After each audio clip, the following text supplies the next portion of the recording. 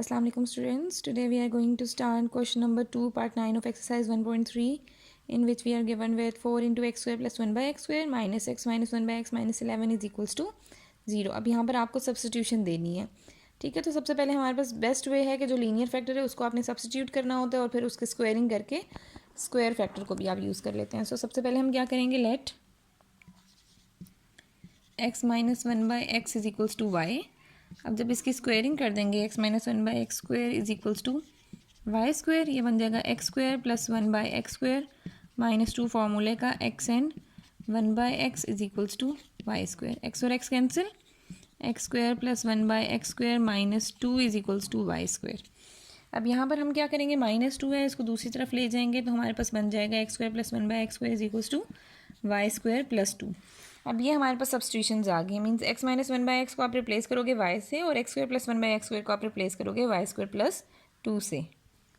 Okay, अब यहाँ पे हमने replacement they the. X square plus 1 by x square को हमने लिख दिया है वाई स्क्वायर प्लस 2 और x माइनस 1 बाई एक्स को हमने लिख दिया है y. अब जब इसको सिंप्लीफाई करेंगे 4 into y square 4 y square 4 2 ज़ा 8 minus y minus 11 is equals to 0. 4 y square minus y plus 8 minus 11 minus 3 is equals to 0. अब यहाँ पे आप इस पर सिंप्लीफिकेशन कर सकते हो फैक्टराइजेशन के साथ, कंप्लीटिंग स्क्वायर के साथ, मिड-टर्म ब्रेकिंग के साथ, क्वाड्रेटिक फार्मूला के साथ. तो 4 3 ज़ा 12, दो ऐसे नंबर जिनको मल्टीप्लाई करवाऊँ तो मेरे पास 12 है, प्लस माइनस करवाऊँ तो माइनस वाई आए, तो वो हमारे पास 4 और वाई ही हैं. Minus 4 y plus 3 y minus 3 is equals to 0. यहाँ ओके, अब यहाँ से हमारे पास फर्स्ट टू टर्म्स में कॉमन है 4 वाई, अंदर रह जाएगा y minus 1. Next two terms में कॉमन है 3, अंदर रह जाएगा y minus 1 is equals to 0. एक ब्रैकेट में आ गया y माइनस 1 और एक ब्रैकेट में आ गया 4y प्लस 3.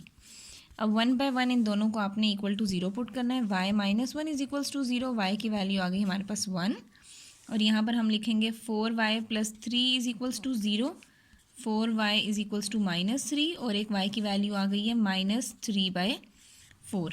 अब यहाँ पे आपने इन दोनों वैल्यूज़ को रिप्लेस करना है. मीन्स कि हमने y को रिप्लेस करना है. अब यहाँ मैं लिख देती हूँ रिप्लेसिंग y. अब जब y को रिप्लेस करेंगे, एक y की वैल्यू आई थी 1 और एक y की वैल्यू आई है हमारे पास माइनस 3 बाई 4. ठीक है, अब हम y को हमने सपोज किया था x माइनस 1 बाई एक्स, तो x minus 1 by x is equals to 1 और यहाँ पर x minus 1 by x is equals to minus 3 by 4. अब यहाँ पे फ्रैक्शन है, फ्रैक्शन कैसे सिंप्लीफाई होगी, एलसीएम लेके. यहाँ डिनोमिनेटर में कुछ नहीं है तो 1 लगा दिया. x यहाँ रह गया 1 के टेबल में x आता है x पे, x into x x square minus 1 is equals to 1.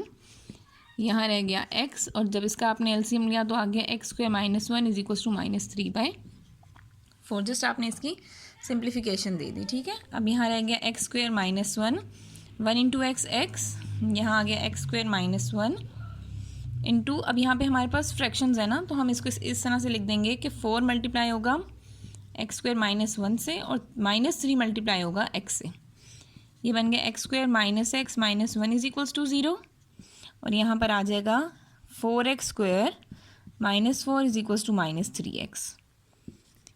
Minus x minus 1 is equals to 0. 4x square plus 3x minus 4 is equals to 0.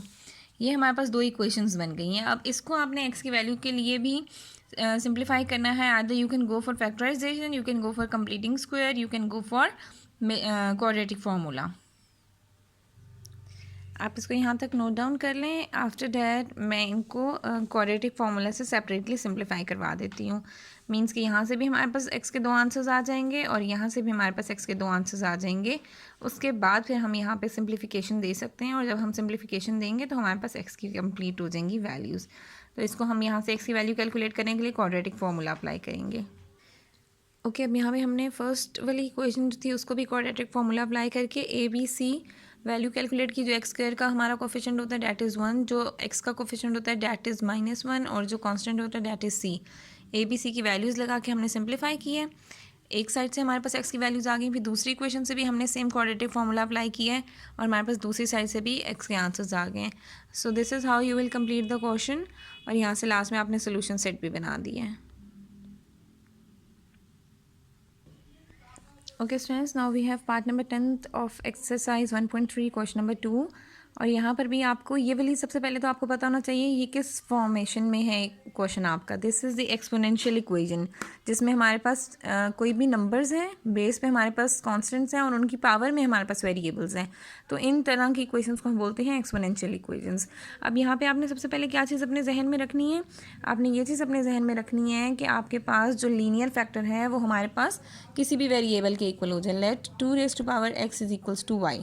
तो जब हम इसका स्क्वायर करेंगे ये क्या बन जाएगा? वाई स्क्वायर, और ये बन जाएगा 2⁻x था, इसका भी स्क्वायर कर देंगे तो वाई स्क्वायर हमारे पास आ जाएगा 2⁻2x। अब यहाँ पे आप वैल्यूज़ को रिप्लेस कर दोगे। कैसे रिप्लेस करोगे? 2⁻2x हमारे पास आ जाएगा वाई स्क्वायर -34, और ये आ गया हमारे पास y plus 64 is equals to 0।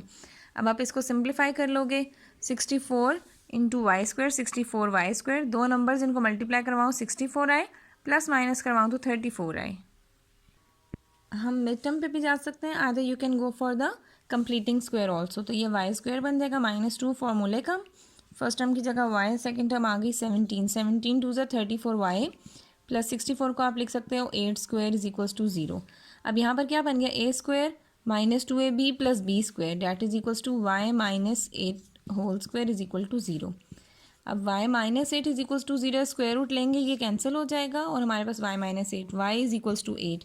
और हमें पता है हमने y को क्या सब्स्टिट्यूट किया हुआ था, रिप्लेस करेंगे हम y को। y हमारे पास है 2⁻x इज इक्वल्स टू 8, और हम 8 को पता है कैसे लिख सकते हैं, क्योंकि हमें बेसिस सेम बनानी होती है ना। आपने लोगों ने लॉग के टेबल में, लॉग के चैप्टर में भी पढ़ा था। 2⁻x और 8 को हम कैसे लिख सकते हैं? 2 क्यूब। तो बेसिस सेम है तो इनके एक्सपोनेंट्स क्या हो जाएंगे? इक्वल हो जाएंगे। तो x के हमारे पास आंसर आ जाएगा 3।